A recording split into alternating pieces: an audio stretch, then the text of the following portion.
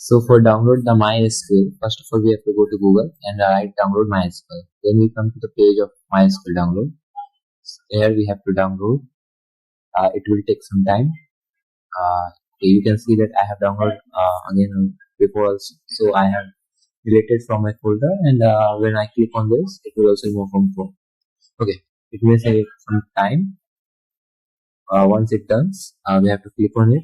It will take some time to install. Wait for installation, and in MySQL you will install three things: MySQL installer, MySQL server, and MySQL Workbench. Full form of SQL is structured query language. So you have to download this. It will take some time.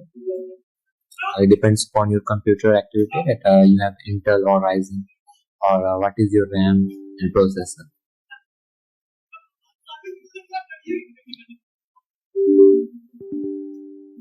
Okay, so when it shows screen like this, it means that it is ready.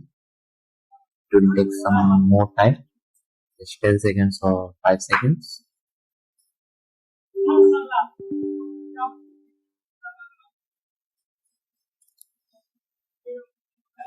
Then you will see the screen like this, that MySQL installer 1.6, and here you can see this type of screen here, and here you have to click on this and say that what is your versions. And in the right side you can see button of add. You have to click on this. Then the display or something like this. You have to click plus add MySQL server, MySQL server 8.0.4. By clicking on the right, you have to put it in this side. Then again the application MySQL Workbench, and again click on the top button to move this from this side to this side, and click on the next. When you next, it will show you data directory and install directory. You have to click next.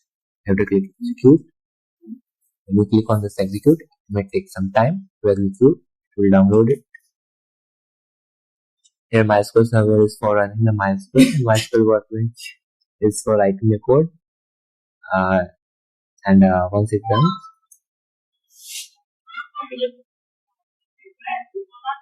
when it's done, and MySQL Workbench is very important for writing MySQL. It is like a VS Code for writing code. It is a platform where we write code with an ID for MySQL. Okay, once it does, we click on the next, and it is a type and networking process, whatever it may take. You have to select whatever the authentication method you want. Here you have to set your password. You should set a strong password.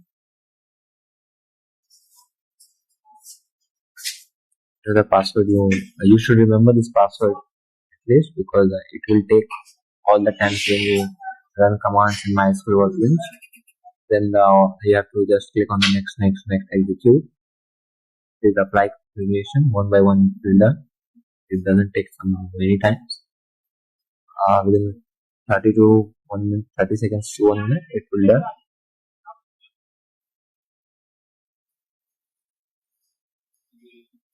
Okay. When it's done, you have to just click on the finish.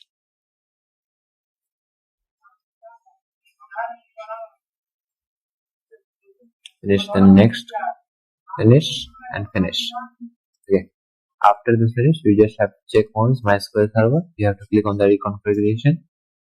Check the next. Click on next. You have to check your password. That what is your password? Verify here. After writing the password, you just have to click on the check button. If the check button shows yes, and it is in your password, it is your current password, and in your background, the MySQL Workbench will also open. Again, this apply configuration for verification. Once it's done, click on the finish.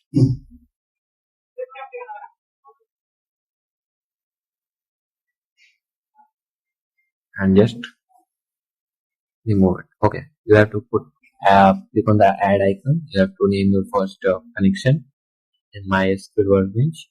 You have to click on the next question, and here you have to write your MySQL password. You enter the password, click on the OK. If the password is OK, successfully made it. This one is already tested. You just have to enter the file. After you enter the file, you just have to write the first query, which is create database. Okay, I have to create database. Take bytes. After writing this query, you have to click on the current icon, which one's current icon, and it will done.